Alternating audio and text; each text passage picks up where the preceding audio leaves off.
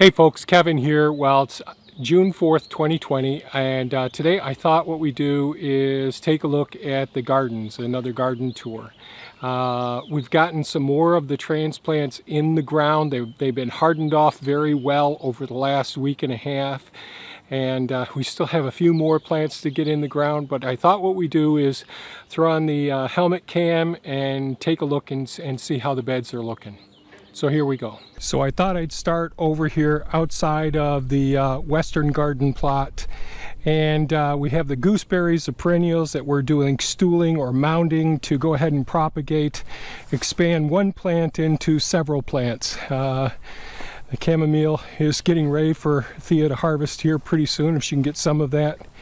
Inside of these two tree tubes here are some young persimmons trees. Those tree tubes work very well for the first year and a half to 2 years.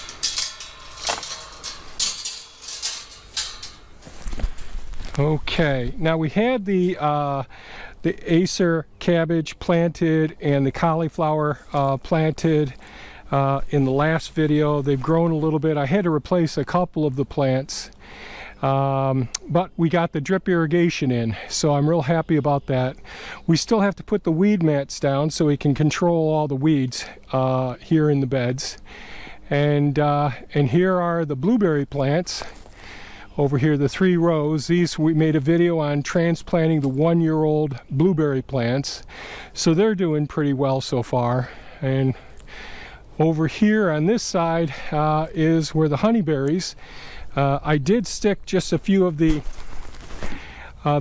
mulberry hardwood cuttings in here right below a drip tape. I doubt that they're going to root. Along the fence there we have some scarlet red runner beans planted all along in here, and they're taken up. There is compost below these wood chips, but these are partially aged wood chips. Honeyberries, these are all honeyberry plants right in here, 4 different types. The blueberry plants, some of them had a really rough transition, and some of them are coming back. So we'll see how that goes. And using a different, last year we had a overhead irrigation in this system, and so using a single timer with a single run that comes down out here, goes under these wood chips down below here, underneath the just in front of the gate, and then comes back. Makes it easier if I've got to bring a piece of equipment down in the aisle. I'm not going to be going over the drip tapes, because those drip tapes could have been hooked off of the one line, but I wanted to do it this way. In this area here we have the blue Hubbard squash planted, and the Georgia sweet squash, the candy squash in here as well. And I've got to put weed mats down in here, and I have some of both of these squash types started in 2-inch cell plots as well. Along in this location, in this short hoop tunnel here, which is made out of cattle panels, we have the the scarlet red runner beans, our favorite beans, really big, the easiest ones to haul. Here we are with our cabbage plants here, cauliflower right over there. Along in here, oh, a nice garter snake right there along the bent wall. And along here, Thea did plant some of our lupine, nice nitrogen fixing flower. I did, when I used the flame weeder, I may have got it too close to them starting to emerge, so I may have done some damage to those. But so far I'm pretty happy with how well things are going here in this western garden plot. So if the blue Hubbard squash or the Georgia sweet candy squash don't take off, I have over there in the greenhouse, I have the same seeds that are about 3 weeks old, and the plants are looking good. We'll just replace them. I like direct seeding pumpkins and squash plants. and cucumbers. They tend not to take transplant quite as well as direct seeding. But as a backup, I do have the started in pots so that I can replace them if needed. A couple of things, I'll go over weeding systems, but one of the things that we establish these particular paths using the tilther. So we get a pretty consistent width of our garden paths using the tilther. And I know, and a tilther really is just a tiny little rototiller that's activated by a cordless drill, and you pull the trigger by just pulling back on a little rope trigger finger, and it works very, very well. But this tiny tilther rototiller like system only has 2-inch depth that it can dig down into the soil, which really does minimal tillage. And ultimately, we want to do strictly minimum or no tillage on the property. And I've talked about using cover crops in the future. We're just not there yet. So we'll be using weed mats. So we're going to go over to the central garden now.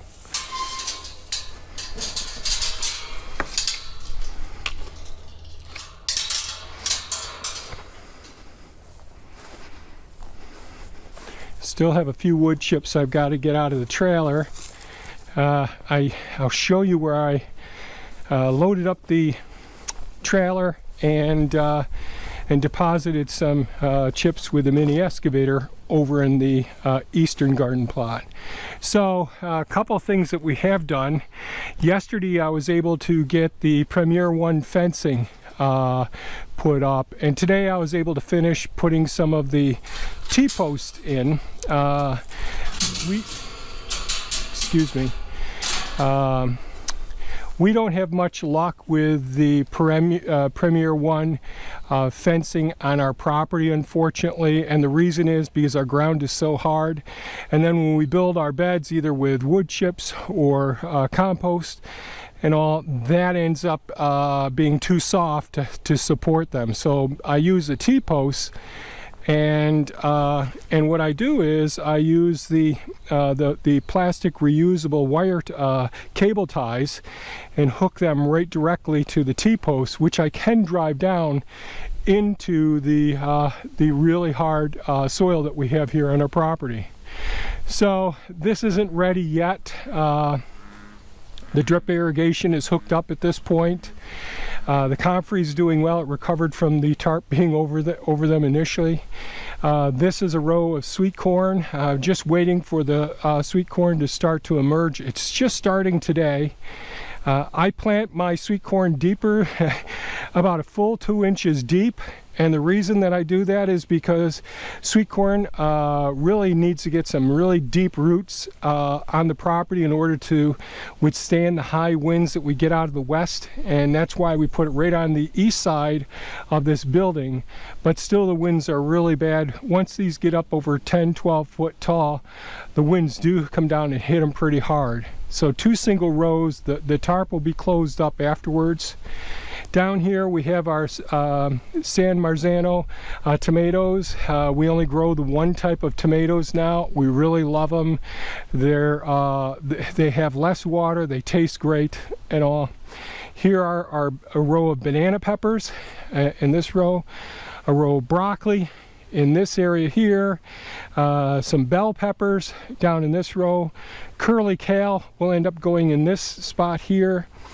And here we have our sweet potatoes, the nice rooted sweet potato slips that we've been working on. We still have a bunch more left over. They'll be going along some of the living fence area to feed some of the wildlife. We have to get the weed mats down in this area, and you can see how the drip irrigation, how that's hooked up in this location. But one of the things, especially with the sweet potatoes, getting the fencing up is really super important. I talked about using the Holy buckets. I use these for a whole variety of different purposes. Just 5-gallon buckets with 5/16 inch holes in them. And we use these. I always have these around so that I can put rocks and sticks in them that'll build up an area along the stone wall. We use them for air pruning some trees as well. And let's go over to the eastern garden plot.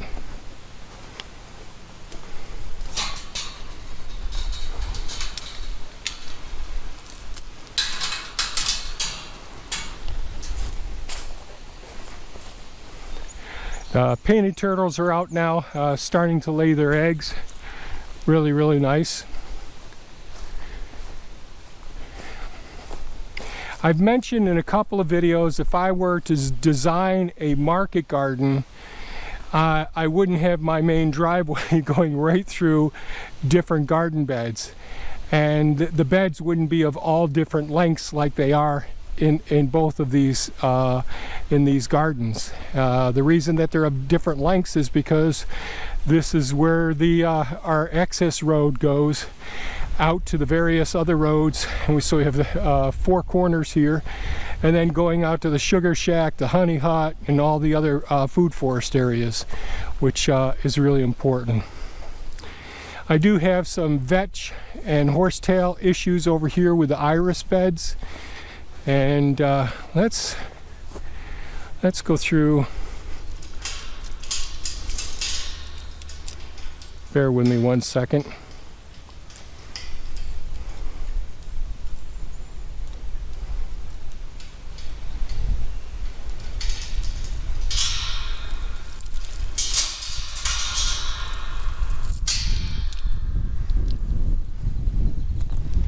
All right, here's the long hoop tunnel. This has, usually we would have one side would be Cherokee Trail-a-Tear and the Scarlet Red Runner beans on the other side. Because it's so much easier to hull these really large beans if they're the Scarlet Red Runners. The hummingbirds love them, the butterflies love them, the birds love them as well. So we decided to go strictly with the Scarlet Red Runner beans this year, and hopefully we'll get a whole bunch of them because we do go through a lot of beans. This is the garden bed that I just recently showed using the tilther to clean up the wood chips that are gradually breaking down here. This bed doesn't have anything in it yet. This will be for our leeks. This coming weekend we'll get our transplant of our leeks in. Same thing with this bed. Over here, these ones are our oriental eggplant. These are some Black Beauty eggplants in this area here. This bed here, I believe, are jalapeno peppers. And over here in this bed, which is close to the fence here, so it's easier access for me, this is where our blue potatoes are. So they're loaded with anthocyanins, and I really, really love our blue potatoes. And not all of this weed mat is planted out yet, but Thea's got some of the dill planted in here. And this is one of our honey locusts right up above here. And that really deposits a lot of nitrogen and carbon into the soil here. So I'm not sure what we're going to plant here. At this end, besides the beans, we have the lettuce all along in here. We start that pretty early, so that's some of our greens. And Thea harvested all the spinach and got that all frozen.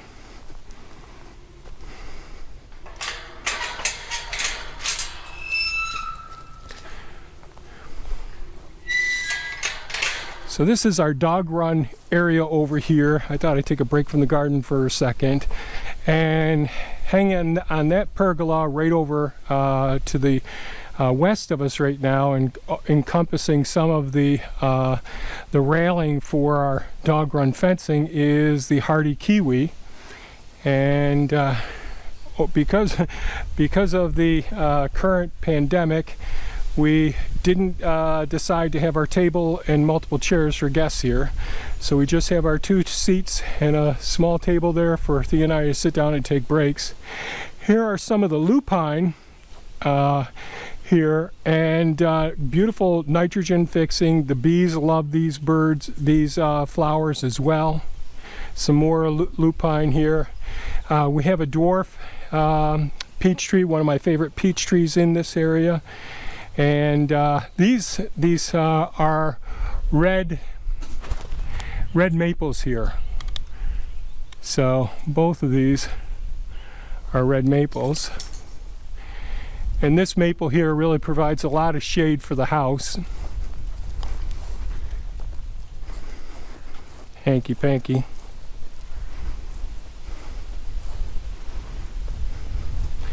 So as I recall, I think is it cucumbers on this side and butternut squash on this side. Thea took care of it. We decided cutting back this year because weeds can be a problem in this particular garden bed.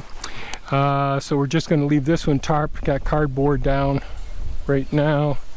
There is some chives, and yeah, those are butternut squash down there along that drip tape. I still have some more work to do over here before we get this area planted.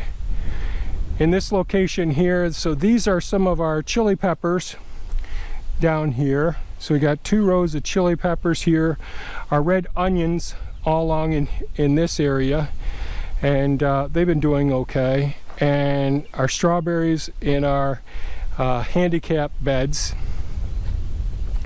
I did have to shut off the water over here because we had a big leak, so I got to find out where the big leak is.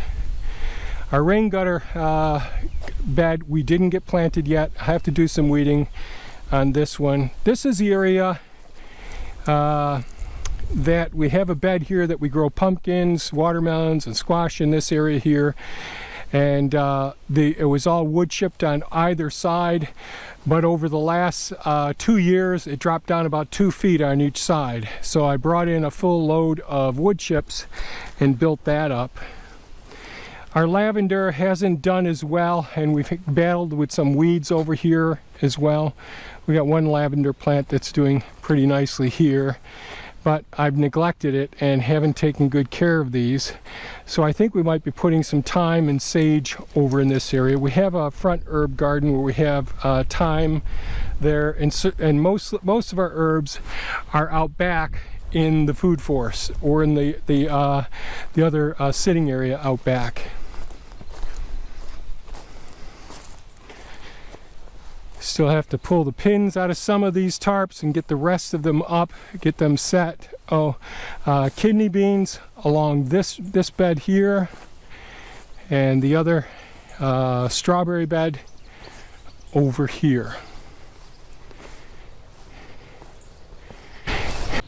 So that's a brief look at our garden beds. Certainly the western garden plot is the one that's been established the longest. We've got the drip tape down in for irrigation. Now we've got to get the weed mats down. And that's something that it takes 2 of us to do when we're working with the weed mats, because the wind can kick up at any time here, and then all bets are off. And a loose mat or a loose tarp can wipe out all your work of the plants that haven't been really established in the ground that long. The central garden plot just on the other side of this building, the workshop here, and that garden plot, those plants are all brand new in there just 4 days ago. So I'm pretty happy with the progress that we've made with that bed. We still have some more plants to plant there. And then on the eastern garden plot, that's also brand new as well. And lots of weed mats to get down in there. And I still got to work out some leaks in the drip system as well. And for my own benefit, I'd like to be able to record video each week throughout the season and post it, or post it every 2 weeks, and not just to share it with you. I think that's important, so you can see the progress, see problems, ask questions. Well, what happened here, and that sort of thing. What do you think of the weed mats? Is it starting to burn some of the transplants like we've had in the past with challenges and videos I posted? So, but it also for our own benefit to see just how well everything is getting to maturity. We've had challenges in the past in this cold temperate climate with the bell peppers. Yeah, they produce, but they don't produce as much as our banana peppers do. They seem to take off quicker and earlier. And by looking at my little tags that I put in my transplant trays, those 72 cell plants, I see the date and the type, what year we harvested the seeds, and I can see what date we actually started them. Then I can go back at the end of the season, look at that information, say, you know what, I need to start those seeds in the work area a week earlier or 2 weeks earlier. And I may have to pot them up, you know, before I starting off the hardening off process. And hardening off process is when they've been under workshop lights like our weak little LED lights, and transitioning to coming outside, being exposed to wind, being exposed to, you know, massive doses of sun like we're getting today, or the excessive heat, that's really harsh on those new seedlings. So we want to gradually bring them out a little bit longer each day and expose them to it. Expose them to those elements that they haven't been exposed to in the work area on our seed starting trays and all. So we'll see how successful I'll be as far as recording this and trying to do it regularly. If you've got thoughts or suggestions or comments, please leave them below. If you found this video of value, give us a thumbs up. We really appreciate it. And by all means, folks, stay safe, get healthy, get out there, get some sun if you can, and take good care of yourselves. Have a great week. Bye-bye now.